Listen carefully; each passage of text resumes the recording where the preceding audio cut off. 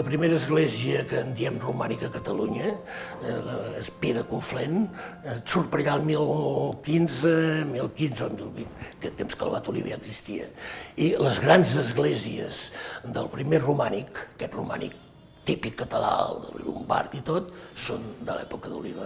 O sigui, època d'Oliba, ja veuràs, en el seu temps es fa Cardona, en el seu temps es fa la catedral de Vic, en el seu temps es refà Ripoll, en el seu temps es fa Cuixà, ell consagra una gran quantitat d'esglésies i, o sigui, fa les grans obres. Les obres més boniques del primer romànic són de l'època, coetànies amb ell, i intervenint-hi ell.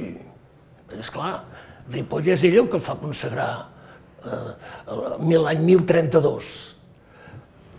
La catedral de Vic, el 1038.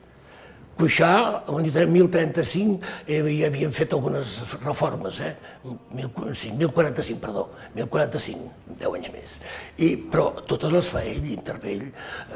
Canigó es funda el 1009, però ell intervé en la fundació i fins i tot sembla que el primer monjo l'envia als tells de Cuixà, el primer abat intervé. O sigui, l'abat Oliba el veus intervenir molt en aquest romànic.